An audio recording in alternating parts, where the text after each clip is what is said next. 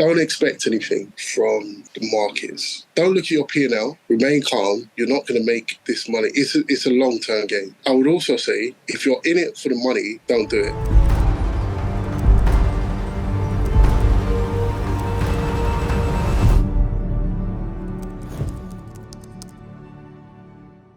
Hello everyone and welcome back to another TFT interview. Today I have the pleasure to host Spencer, who comes from UK. Welcome, Spencer. Hi, how are you? I'm good, thanks. How are you? I'm good, thanks. Glad to hear that. So can you please tell us a little bit about yourself and what got you into trading? Name's Spencer. What brought me into trading, I think about 6 years ago, possibly. As you're probably aware, and everyone else is probably aware, there was at that time, and it still is now, a lot of, what I like to call them scammers, going around on things like Insta, can show you how to make £2,000 or whatever a day, whatever it may be, and they were showing their Lamborghini. And that's what initially, I think, caught my eye. Obviously, got scammed. But there was just something about trading which I didn't want to give up on. I wanted to learn properly, and I thought this is an industry I put myself in. So I then went on to self-learn development and trying to figure out things for myself with another group of people, which we're now very good friends because we set up a group some years ago. Joined, no one's left. About 8 of us, maybe, all with the same idea, and we started to help each other. And yeah, that's kind of what got me in. And to this day, we're still in the same sort of group and just helping each other when we need help. Some more involved. So so all of you are still trading? Yes, some in different areas. That's amazing. Some not for it. Yeah. Sorry. That's amazing. If all of you are still in the game. Yeah, well, I remember I took a break, a little bit of a hiatus a few years ago, and I came back to the group, and how the others had advanced in that period of time, I was like, I can't take this break again. Yeah. It's like everyone had kind of excelled. But people in areas of crypto now, they trade crypto, some in Forex still. But we all have understanding of technical analysis because it seems to be the same across the board. Can you tell us a little bit about the learning curve? Like you said that you've been first scammed. Did you join any other communities, or you've been learning everything by yourself with your friends? In the beginning, joined some groups, like found mentors and things like that could help me. But mainly how I was learning was just off of the other people in the close-knit group that I'm in and still in today. We got a little nickname for it called TNK, which they'll never know. But so we all just kind of help each other. I mean, some people from that group now run their own mentorships. I know my friend who's way more advanced than me. You could probably put, I think he's at his Hams, HAMZ FX. Like they run their own groups now, teach on learning curves and like that. But in the beginning, I think it was more of we was all sourcing information from different places. And then come together collectively and say, oh, I learned this from here, I learned this from there, and blah, blah, blah. And they will teach me things, and maybe I will teach them stuff. And that's how we learn, because two minds is stronger than one. Yeah. 6 especially stronger than 2. So yeah, that's the learning curve. It was, as you probably know, it was a very long learning curve. A lot more psychological learning itself, rather than what people may think, which is, technical learning, how to read charts and stuff like that. Which that part, I tell anyone, that's easy. Yeah. It looks difficult to the naked eye. Yeah. At the beginning, it looks difficult, but now when I can understand if someone that's never looked at it before, they'd be like, what is this? Like, what do these candlesticks mean or whatever? It'd probably only take you about 3 to 6 months to get there. But the psychological part, that aspect of learning, I think people underestimate, because everyone also thinks they know themselves. But you quickly realize in trading, you don't know yourself. You don't know what you're capable of. And you realize, well, maybe some people haven't realized, but I mean, I and pretty much everyone else that I know realized that you don't have as much self-control as you thought you did. And some get it quicker than others and adapt. Some people never get it. But those people that never get it tend to be the ones that gave up. They probably would have got it at one stage. But yeah, the psychological aspect of learning, that's the most important part. And that's still something that I'm working on today. Mastering the mental game is impossible. You will have to always something to work on that part. And there are so many variables that can impact your psychology. So it's something that never ends. What you struggled the most is the psychology. How did you work on it? Like, how did you overcome the main struggles that you have? Did you have any specific fear that was like strongest, or it was like different things that were connected? I think probably, if I'm being honest, my biggest downfall was you have to kind of put yourself in a box and not look at anyone else in any aspect of life. You can easily now go on Instagram and maybe, or whatever, or any social media or whatever, and see someone that might not even be in trading, like buying this new watch, £20,000 or something like that, and you want that. And the problem with trading can actually give you that instantly, that £20,000. But that's how it seems anyway. And it can, if you had a large enough account and you knew what you have patience and whatnot. But when you're starting out and stuff, you look at it and you think, if I put on a trade for 10 lots and it does 20R or whatever, I will have that £10,000 by the end of today. So it's kind of like it's greed. I think overcoming the greed. I think greed, the impatience, is the biggest things I had to overcome, and how I overcome it and how I'm still overcoming it. If I'm being completely honest with you, there's no magic way. There was no method for me overcoming it. I mean, different. And I remember someone said this to me. I think it was Hamza that said this years ago. The same guy I mentioned has a group, and it's true. Yeah, I think he said, or someone said this to me anyway. At some point, you're going to blow enough counts that you're going to realize that I'm tired of losing, making the same mistake. Yeah. And I think that's just all that happened. It just got to that point. I took a back seat. I noticed that every time I was taking a back seat and not trading for a couple of months or whatever, and just focusing on life, I would come back with a clear head and I would be a better trader for a couple of weeks or so. So it was that fresh mind. When I was kind of trading consistently and my mental was all over the place, my psychological was all over the place, I noticed that you just kept making the same mistakes. So, yeah, taking a break definitely helped. Having a main source of income so it takes the pressure off, definitely. I think that's the main thing.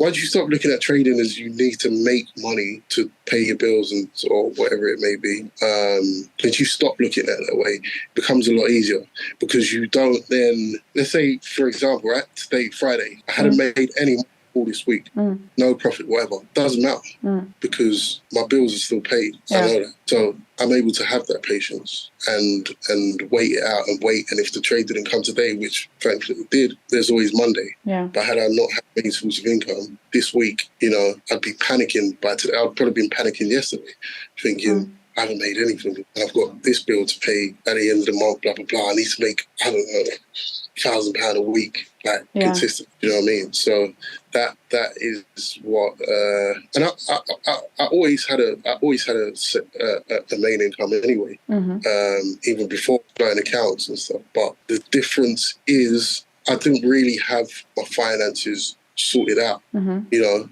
Just being honest, I had debts and stuff, and I was looking for trading. Instead of using that main source of income to pay off those debts and blah, blah, blah, right, that's sorted over there. Trading is just a kind of free income where if I make money, I make money. If I don't, I don't. Yeah. I was kind of thinking, my main source of income, this will pay for that. And trading, I'm going to use that to pay off my debts. And then what ends up happening is, you start chasing money, forcing trades. Yeah. And then that debt, there's interest and whatever and whatnot, and then it's just a downward spiral. So yeah. It's as you said, like you have to be with a clear head when you approach the charts. Otherwise, trying to pay the debt is gonna just get you into a bigger debt. That it's dangerous to come on the charts with such kind of thinking. So, what was the eye-opening moment for you? What did you have any certain moment, or it was just like the constant blowing of money, and then you just got tired of it and realized one day, okay, let me change? I don't know if this was the defining moment, but a big moment for me was when I couldn't get funded with other platforms and so on. You know, I just kept failing challenges or whatever. But then that first time I was getting funded after maybe like 8th attempt or something. I don't know how I dread to look back and see how many attempts there was. Then I realised, I actually can do this. And now knowing that I can do this because I've done it before, that was definitely like a milestone. And then the next milestone was getting my first payout. And once I got my first payout, right, okay, so I can do that also. So, yeah, I wouldn't say there was a defining moment. I'd say there's milestones that definitely, you know, woke me up and were defining moments for me. And did you like change your start? What type of trader are you? Are you a day trader, swing trader, scalper? Day trader.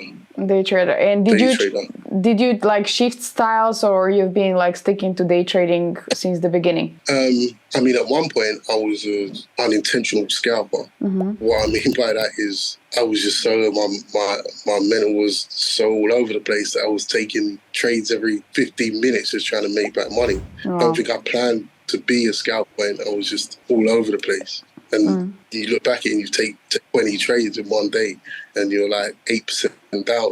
Do you know what I mean? But now I know I'm definitely a day trader. I think that suits me perfectly. I think swing is, for me personally, too long. If I had to wait that long, I think I'd lose focus and completely not forget about trading, but I wouldn't really be there for the setup because, like, after about day 5 of looking to see if there's a setup there, I'd probably be like, turns into now looking every 2 days, now looking every 3 days, now looking every 4 days, whatever. So, and a scalper is just, being a scalper doesn't suit my lifestyle. Can't be at the charts all day, every day, because I know from personal experience and me as a person, being at the charts all day, every day is, it's not good for me. It's not good for me. I'll trades and whatever. So it's about learning about yourself and what kind of person you are and what suits you. So yeah, I've had all three. But yeah, definitely just a day trader now. And how did trading help you to understand who you are and what suits you? Like, did you read any psychological books, or like how did you realize all those things? Yeah, I remember a moment again when I listened to. What's that book called? I listened to the audio book. Is it Trading Psychology? I can't remember what it's called now. I'll have to. It's a very popular book. Trading in the Zone, maybe. Trading in the Zone. That's it. Trading in the Zone. When I listened to that, I've never been in so much. I can be quite a stubborn person. Where it's like I'll say you'd never be able to figure me out just through my stubbornness. Oh no, I'm not like that, blah, blah, blah. But when I listened to that, he basically it was me in a nutshell. It was me in a nutshell. And like every single thing he was saying, it was me. Oh, you probably do this because blah, blah, blah. Then you start to do this. And I'm like, this is exactly me. And I'd say actually, to be fair to your question earlier about was there a defining moment, that could have been it. I don't think I instantly became profitable after that, but that was definitely a big moment. That's definitely one of the things that I've done to find out who I am. Because once he told me basically, oh, you probably do this, blah, blah, blah, I was like, okay, well, this person obviously knows me. Well, not just me, it just, obviously it's a book, isn't it? And it's very popular. So what it means is 95% of people are probably just the same as me and doing the exact same thing. He didn't make this book for me. So then it was like, okay, well, if he's telling me what is wrong with me, then obviously he can tell me a solution to it. So I listened to that and I took that on board. And now more so than ever, I feel like I'm becoming the person he kind of tells you to be, you know, that patient person and not worried and whatnot. Well, I think that we're all going through all these mistakes. It's just that some people do take it in consideration early, and some people have to go through many things to realize, okay, I have to take this serious and work on myself. Yeah. Would you like to tell us a little bit about your trading style? Like, do you use indicators, or how does your strategy look like? I don't use any indicators. So pure price action. Yeah. Just use pricing. I mean, I did use indicators at one stage. It's just not for me. I don't know how I feel about indicators, to be fair. They work for some people. For me, it just makes everything look messy. I need a clear view. I'm able to determine very quickly what I want to see and if I can see it. That's just through years looking at charts. So, yeah, I don't use any indicators. I kind of mainly just look for where liquidity is, where price wants to be, and I will get a higher time frame bias at the beginning, and I'll assess it at night. Every night I'll assess it. During the day, so if I've assessed where I expect price to go tomorrow, and if that's a long, I'll only be looking for longs that day. Even if there's going to be a pull, even if I anticipate a pullback, I won't risk, because my higher time frame bias is long, and it gets stopped out on a short, I'm going to be angry at myself. So yeah, I'll just kind of look for where liquidity is, where price wants to be heading, because obviously it's a zero number game, isn't it? It's you know, in order for someone to make money, someone else has to got to be losing. So yeah, so where price, if I can put myself in the position of someone that's willing to take over people's money, and I was like a large bank, where are people's stops? So without saying too much, yeah, that is what I kind of look for. Where are people's stops? Where does price want to be heading? Once I've figured out where price is going to be heading, or where I feel price is going to be heading, it's not then about, right, I need to hit exactly that level. I just need to hold for a small amount of time to make profit, get in, get out. Because at the end of the day, those people that are in charge of, well, that want to take retail's money, as they have a lot more money than I do, and they can lose a lot more. They can hold losses that I can't afford to hold. So I can't hold positions like them, if that makes sense. Yeah. I can get in and jump on board, get in and get out. Do you know what I mean? But that's my trading style.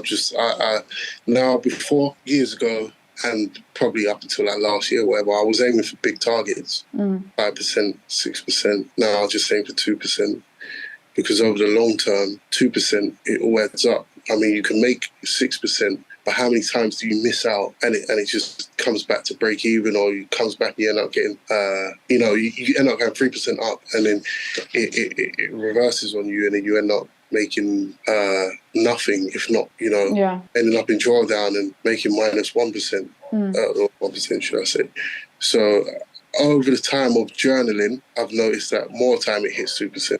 And if it hits, well, with my strategy anyway, if it hits 3%, 4%, again, psychologically, I've got to accept the fact that that's going to happen sometimes, and not get fear of missing out, because what can then happen is that you start to try and hold. You start thinking, I could have made 3% or 4% instead of 2%. I make the greed is going to come again. Yeah. So and then you keep aiming for 3%, 4% now, and then by the time you get to 3%, it starts reversing. By the time it gets to 2%, it starts reversing. You think, I'm aiming for 3% anyway. Now it's gone to 1%. And then you're like, well, I'm now aiming for 3%, but I could have pulled out 2%, which my plan says, but now I'm 1% down from the 2%. I might as well hold it. Then it's gone back to break even. Then you're like, well, I definitely might as well hold it now, because I don't want to stop at break even, because I was already 2% up. So I've got nothing to lose. And then you end up being 1% down. And that's even if you close there, you might still hang on to it. Do you know what I mean? So it's about having that strategy and that set of rules in place, knowing what your target period of time of journaling, sticking to that, leave money on the table if you have to, because in the long term it's gonna make sense if you're able to look at which I feel like many people don't do, and to be honest, I don't even do it, but I kind of can see it. If you're able to look at if you was able to create an Excel spreadsheet, which you probably are, and look at if you pull out if your strategy says 2%, pull out 2%. If you pull out a 2% every time over the space of a year, rather than aiming for 3 and whatever, you'd be much more profitable. Just sticking to your rules and going for the 2%. That is if your rules mean go for 2%. But yeah. if you rules, you'll be much more profitable, is what I'm trying to say. Yeah. If I've done the back testing to even back that up, don't have rules that you just made up for no reason. Yeah. Yeah, I totally agree. Do you focus on only some instruments, or you trade different instruments? EU, over time, I've learned to stick to one pair.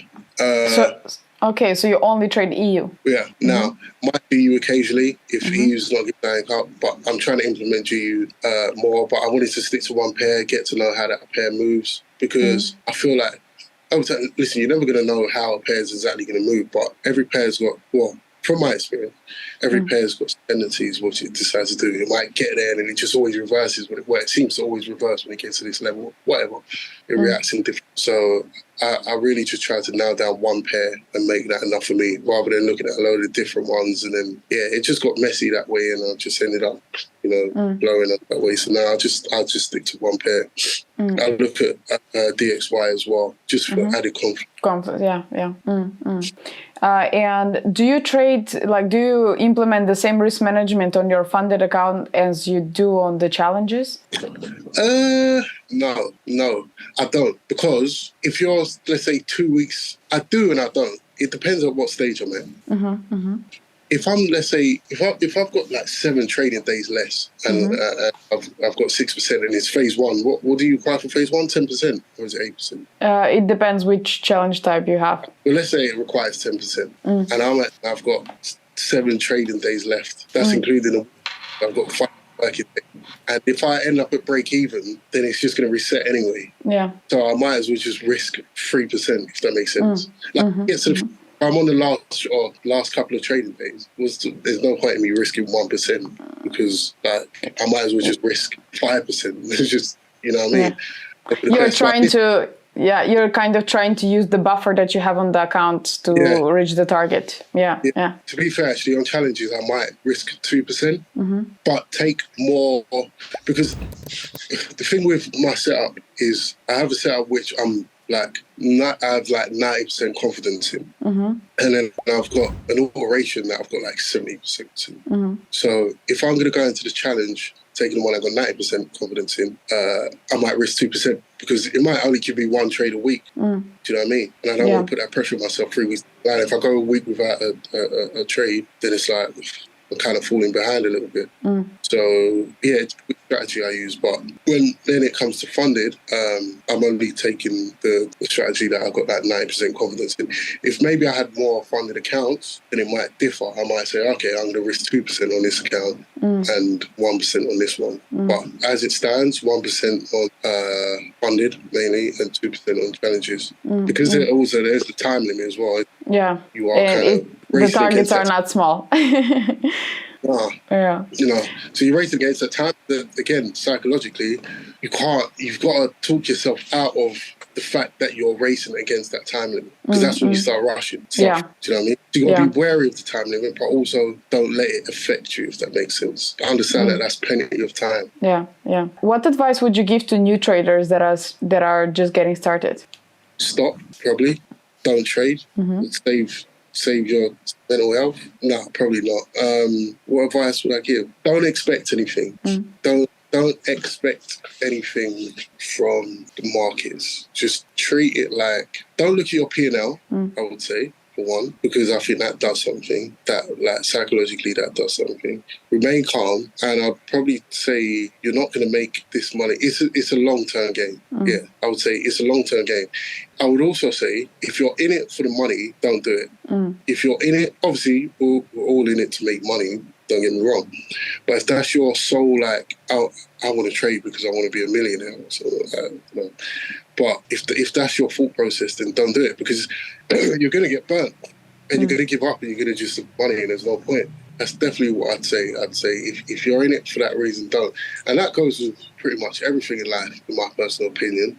If you started a business tomorrow, which this is effectively a business, if you started a business tomorrow and something you don't really have interest in, but you're doing it because of you want to make a load of money, as soon as you hit that first hurdle or maybe that second hurdle, you're going to give up because there's no passion. Yeah. There's no passion to it. And it's something it's slightly more dangerous in trading because you have to, 2 reasons. First of all, you can end up losing more than you intended to lose. Where with a business, right?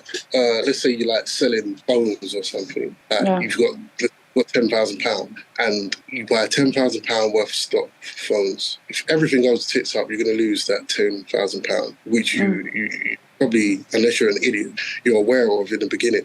Trading, you start with that £10,000. You like, depending on what you're doing, maybe if you're not doing a challenge or whatever, if you get margin called or say, you can end up with less than the £10,000 that you started with, and that's not something you want to wake up to.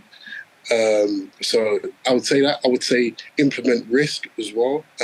Very important. Risk management, very, very important. It's the difference between being profitable and not being profitable. You could be the best trader in the world, but if you ain't got good risk management, like, you're just going to give it all back to the markets. Yeah. And last, focus more on the learning. Focus more on learning than making money, because once you start money, once you focused on the learning and you've got a strategy in place, the money kind of just makes itself. Yeah. If that makes what I mean by that is you shouldn't be looking at, well, okay, I've made £2,000, so I need to pull out here. If your strategy said you should like make 6,000, then if you're looking at the money, you're gonna pull out early. And once you pull out early, you've invalidated your strategy, in my opinion. Unless something's going against you and it's telling you to pull out, like, according to your strategy, you pull out early. And although you've made £2,000, what you've done, in my opinion anyway, is you've wasted a trade. So although you've made 2,000, because if you've got bad risk management, your next trade, you might be risking £3,000. And then because that trade has gone, you've got stopped out, you've now made minus 1,000. When if you'd held like you were supposed to, but you didn't because you was looking at money and looking at your P&L, you would have made, what, 5,000, I think. I can't even remember what it said, but yeah. But yeah, so focus management. And delete everyone off of Instagram and social media that you can make that, I've got this Lamborghini. Fortune overnight. Yeah, don't believe none of them guys that are like, hey, join my course. Hey, I don't know what they say now. Hey, are you interested in making extra income or whatever? Don't. If you wanna join somewhere, look for someone genuine that has a group, and they're out there. You can find a lot of them on Twitter and stuff. They're out there. As I said earlier, my friend had one. If you follow him, HAMZFX, I believe is his Twitter handle, and they'll give you information. They're not trying to, sell you signals and sign up to this and blah blah blah. It's genuine help. Yeah. Do you know what I mean? Patient. Yeah. That's what you want to find. I think Zafra's got one as well, but I can't remember what it's called. But yeah. How did you find TFT, and how was your experience with us? Well, it's my favourite one, to be fair. I haven't found a challenge with TFT yet. That's nice. I like TFT because I feel like they actually listen to what the people want. Constant offers, deals, competitions. It really gives everyone a fighting chance. I don't know, maybe I'm wrong, and there's probably you probably have a comparison thing on there, but I don't think there's one that's more affordable for what you get. I mean, I constantly see, I think I've got 85% lifetime payouts or whatever. And I think because I started that challenge at Christmas, I think the the percentage discount I got. Maybe it was like 15% or something like that. I can't remember exactly where it was. Someone was doing like 125% refund and whatnot. So it's definitely my favourite. Quicker withdrawal processing times, I'd hope for. Maybe. But other than that, not had no issues. I'm glad to hear that. In my opinion, I haven't tried all of them, but it's the best one I've tried so far. And even the support system is in terms of like the live chat and things like that. It feels kind of tailored to you. It feels like, well, I don't know, it probably is a real person, but I feel like other ones you go on, like they kind of give you generic answers rather than assisting you with what your actual issue is. From TFT, we'll look at my account and go, okay, here's the problem, here's how I resolve it. And I've seen people on, you're always going to get those people that try and bring it down or something. I've seen people on Twitter and whatever try and bash TFT and whatnot. And the transparency, there's always transparency there. And a fair, like, there isn't really anything that, I don't know who runs TFT to be fair, but there isn't anything that kind of goes under the radar, like with other platforms and even businesses and But in this case, we're talking about platforms where like there's a major issue and everyone's talking about it, but they never actually address it. TFT seems to, I don't know what happened a couple of months ago, but I did see something because I'm in the Telegram group and I did see something regarding, I can't remember, people setting up accounts and basically trying to fraud the system or something. I didn't read it properly, and it got looked into, and I just felt like the email or the statement that was released was a very personal statement. Like you could tell someone was actually looking at it rather than just a generic media trained statement. So that's one of the few reasons. So I feel like there's always someone on the other end that I can kind of talk to or reach out to if I have any issues, which builds trust. Yeah. Do you know what I mean? So yeah. I'm glad to hear that you have experienced that. Any last words that you would like to share with us? Are you going to give me a free challenge? You can join the treasure hunt and be active there. What would you say? Any last... last words. No, apart from just keep going. Don't give up. It's a long game, but trust me, it will all be worth it if you stick it out and make the necessary adjustments. I didn't believe so. There's times I had, like everyone else, like, woe is me. But I had sleepless nights also, like couldn't get to sleep, taking trades at midnight, losing everything and not seeing how it could all be worth it in the end. People telling you to stop because you're losing so much and whatever. People telling you that it's gambling and, don't listen to them because only you know what you're supposed to be doing. So don't listen to them. Don't even listen to me. Just do what feels right. Yeah. Unless what feels right is revenge trading. Don't do that. Yeah. We're all going to be funded by the end of the year, inshallah. Yeah. I hope that. Thank you so much for being here and sharing your experience with us. I wish you best of luck with your trading, both to you and to all of your friends, the whole group.